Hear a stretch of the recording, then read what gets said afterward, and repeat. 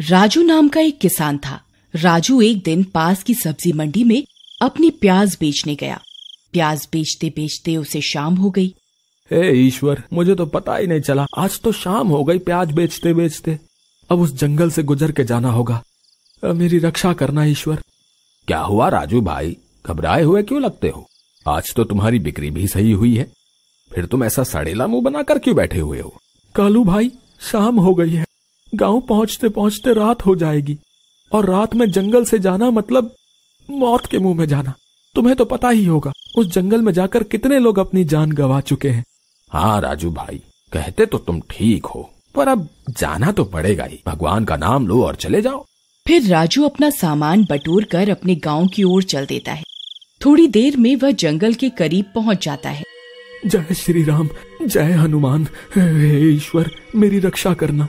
फिर राजू जंगल में घुस जाता है। उसे बहुत डरावनी आवाजें आ रही होती हैं।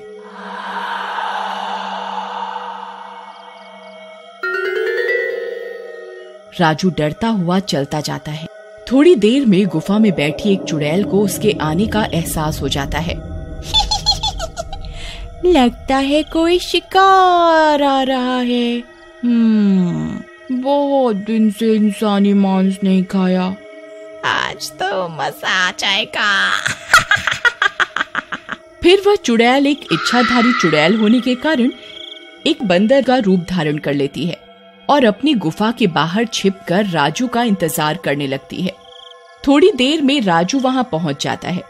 वह बंदर को देखकर हक्का बक्का रह जाता है। जी महोदय, आप मेरा रास्ता छोड़ दीजिए, मैं आपको कल केले लाकर खिला दूंगा, मुझे जाने दीजिए।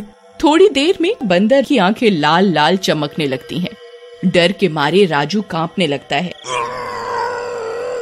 फिर वह बंदर राजू को उठाकर गुफा में ले जाता है और उसे खा जाता है। अगली सुबह यह खबर पूरे गांव में फैल जाती है। राजू की पत्नी रानी का रो रो कर बुरा हाल हो जाता है। भाई कालू, मेरा राजू कहाँ गया? कल तो आपके साथ गया था प्याज बेचने। मैं तो लुट गई, बर्बाद हो गई। राजू। फिर थोड़ी देर में पंचायत बैठती है। सरपंच जी, ऐसे कब तक हमारे गांव के नागरिक गायब होते रहेंगे? हैं? रात तो रात, लोग तो दिन में भी गायब हो रहे। हमें कुछ ना कुछ तो समाधान ढूंढना होगा ना। ठीक कहते हो भाई, हमें इस गुत्थी की जड़ तक जाना होगा। हमें पता करना होगा आखिर वो कौन सा जानवर है जो हमारे लोगों को गायब कर रहा है। हमें इसके लिए किसी को जंगल में भेजना होगा जो पता लगा सके कि आखिर वो जानवर कौन सा है और कहाँ रहता है। पर सरपंच जी, इस काम के लिए जाएगा कौन? कौन होगा जो अपनी जान दांव पर लगाएगा? है? मैं जाऊंगी। वो जंगल मेरे पति को खा गया। मैं नहीं चाहती कोई और भी विधवा हो हमारे गांव में। मैं आपकी मदद करूंगी सरपंच जी। तभी दूर खड़ी पूजा की आवाज आती है। मैं भी जाऊंगी रानी के साथ सरपंच जी। वो जंगल मेरे भी पति को खा गया। मैं भी इस सब में आपकी मदद करूंगी। ठीक है, तुम दोनों जाओ। तुम बस इस हैवान का ठिकाना मालूम कर लेना, बाकी हम उसे कल देख लेंगे। फिर वे दोनों जंगल में निकल जाती हैं। थोड़ी देर में वे चुड़ैल की गुफा के आसपास पहुंच जाती हैं। चुड़ैल को उनके आने का एहसास हो जाता है। अरे वाह, लगता है कोई मूर्ख इंसान आ रहा है। आज तो फिर मजे से खाऊंगी। फिर वह चुड़ैल फिर से बंदर का रूप ले लेती है और गुफा के बाहर आकर छिप जाती है। थोड़ी देर में रानी और पूजा उसके सामने आ जाती हैं। रानी दीदी, मुझे लगता है यही वो जो सबको खा जाता है। हाँ रानी, मुझे भी यही लगता है। जरा इसकी लाल आंखें, बड़े दांत और ये अजीब सा नीला सिर तो देखो। तभी वह बंदर गुर्राने लगता है। भाग पूजा, अपनी जान बचाकर भाग। वे दोनों भागने लगती हैं, पर बंदर पूजा को अपने दांतों से पकड़ लेता है और घसीटता हुआ अपनी गुफा में ले जाता है।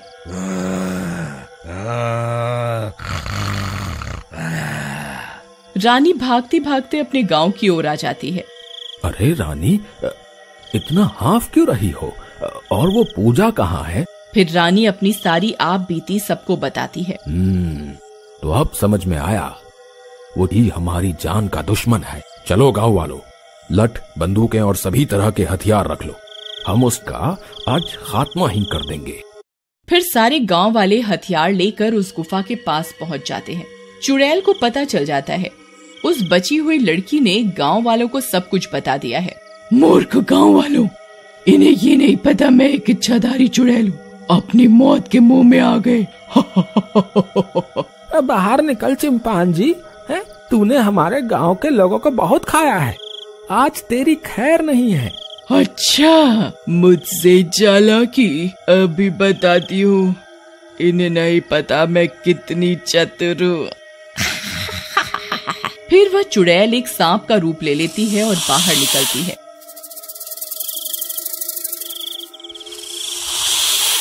अरे सरपंच जी, सांप कितना अजीब दिखने वाला सांप है।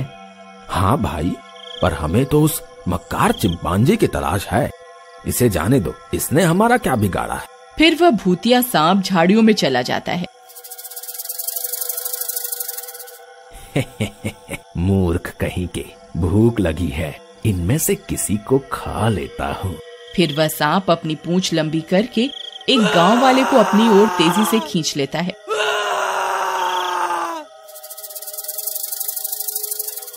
अरे बचाओ, अरे बचाओ, ये क्या हो रहा है? अरे कोई मदद करो मेरी। वह सांप झट से उसे पूरा निकल जाता है।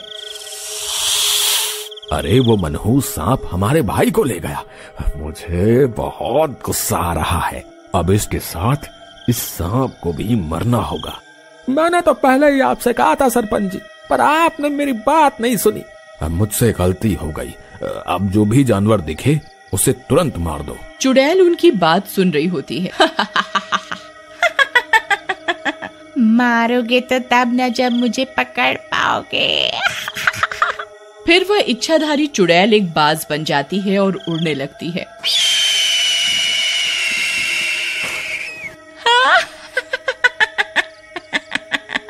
यहाँ तक कैसे पहुँचेंगे ये गांव वाले? मुझे मारने आए हैं? अभी सबक सिखाती हूँ इन्हें। फिर वह बाज उड़ता हुआ उन गांव वालों के करीब आ जाता है और अपने बड़े बड़े पंजों में एक गांव वाले को उड़ाकर ले जाता है। सभी गांव वाले हाहाकार करने लगते हैं। अरे भाइयों, भागो यहाँ से, यहाँ तो सारे जानवर ही इंसानी खून के प्यासे हैं। अरे अपनी जान बचा के भागो रे भागो। अगर हम भाग गए तो ये हमारे उन भाइयों के प्रति अपमान है जिन्होंने अभी अभी अपनी जान दी। हमें कुछ सोचना होगा, कुछ तो गड़बड़ है यहाँ। सरपंच जी, मैंने एक चीज पर गौर किया है, उस सांप का सिर भी नीला था, इस बाज का सिर भी नीला था, और रानी ने जो चिंपांजी बताया था उसका सिर भी उसने नीला ही बताया था। मुझे लगता है इन सब बातों में कोई ना कोई गहरा राज जरूर छिपा है। हाँ, पर करें क्या कालू भाई? अब हम चुपचाप उस बाज को ढूंढते हैं बिना शोर मचाए, ताकि उसे एहसास न हो हमारे होने का, तभी हमें असलियत पता चल पाएगी। फिर वह उस बाज को ढूंढते हैं। थोड़ी देर में वह देखते हैं, वह एक पेड़ पर बैठा है, उस गांव वाले की लाश के ऊपर जिसे वो उड़ा ले गया था। थोड़ी देर में वह बाज चुड़ैल बन जाता है और उस गांव वाले को खाने लगता है। सरपंच जी, जल्दी निकलते हैं यहाँ से, ये एक इच्छाधारी चुड़ैल है, हम गांव चलकर इसका समाधान निकालेंगे। फिर गांव पहुँचने पर क्या किया जाए कालू? तुम्हारे चतुर दिमाग की वजह से हमें उस चुड़ैल की असलियत तो पता चल गई, लेकिन उससे छुटकारा कैसे पाएं? हम इस पूरे जंगल में ही आग लगा देते हैं। ये जंगल उस चुड़ैल का घर है, वो किसी भी रूप में हो जल कर मर जाएगी। हाँ, सही कहते हो भाई, सही कहते हो, हम अभी आग का इंतजाम करते हैं। फिर वे सब गांव वाले उस जंगल में आग लगा देते हैं। थोड़ी देर में चुड़ैल के तड़पने की आवाजें आने लग जाती हैं, बहुत तेज तेज।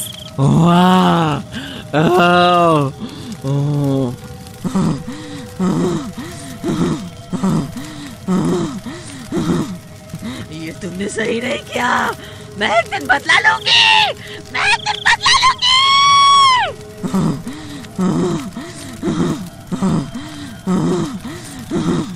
इस तरह वह उस इच्छाधारी चुड़ैल से अपना पीछा छुड़ाते हैं।